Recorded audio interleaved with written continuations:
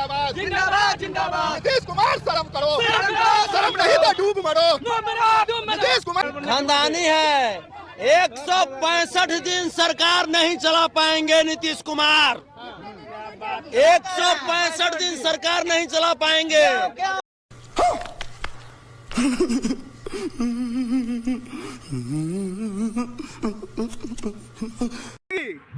देख लो बेटा, मसल देंगे तुमको, पटक पटक के मसल देंगे हर जिंदगी बेटा। हम तो इंतजार करेंगे सरकार गिराने का।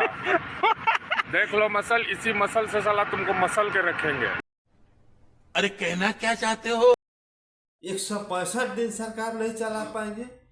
क्यों नहीं चला पाएंगे भाई, क्यों नहीं चला पाएंगे? 17 साल से सरकार चलाते आ रहे हैं नीतीश कुमार जी। अभी 165 दिन क्यों नहीं चला पाएंगे? ये कौन बोला आपको?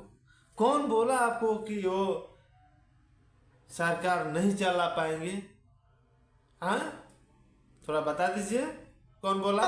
165 कोड नंबर वाला ही बोल रहा है।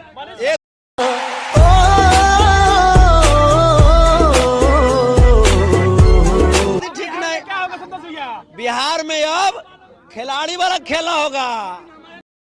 अच्छा, खेला तो बहुत सुना है यार, बाकी ये खिलाड़ी वाला खेला कौन सा होता है यार? हद कर देते हो, कभी कभी हक देते हो यार, ऐसा गंदा बात जो सुन के दिल में चोट लग जाता है। खिलाड़ी वाला खेला क्या है? क्रिकेट का खेला, फुटबॉल का खेला, हॉकी का खेला, कबड्डी का खेला, राजनीति का खेला, ये खिलाड़ी वाला खेला कौन सा है? अभी मजा आएगा ना भिड़ो। लालू यादव जिंदाबाद, यादव जिंदाबाद, तेजस्वी जिंदाबाद, जिंदाबाद जिंदाबाद। नीतीश कुमार शर्म करो, शर्म नहीं तो डूब मरो।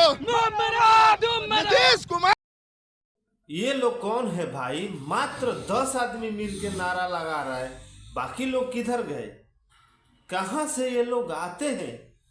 क्या ये मुर्गा दारू वाला आदमी है? बहुत अच्छा लगेगा। ये 3 आदमी इतना जयकारा लगा रहा है, लगता है साला मुर्गा दारू वाला आदमी है। दारू तो बंद है, हाँ दारू तो बंद है, लेकिन मुर्गा पुलाव वाला तो जरूर होगा। अभी आया है, नारा लगाएगा, लालू यादव जिंदाबाद, तेजस्वी यादव जिंदाबाद, फिर मुर्गा पुलाव चाप के चल जाएगा, फिर कल से भूल जाएगा। ये लोग वही है, भरपेट खाने वाला और नारा लगाने वाला। तो आपका क्या विचार है? ये लोग कौन हो सकता है? 4 आदमी, 5 आदमी बस मात्र, बाकी लोग किधर है? मात्र 1 साल और 1 साल के अंदर में अभी 10 लाख से ऊपर अभी और नौकरी देते। ये तेजस्वी जी का विजन था, लेकिन नीतीश कुमार को पलटी मार को पचा नहीं।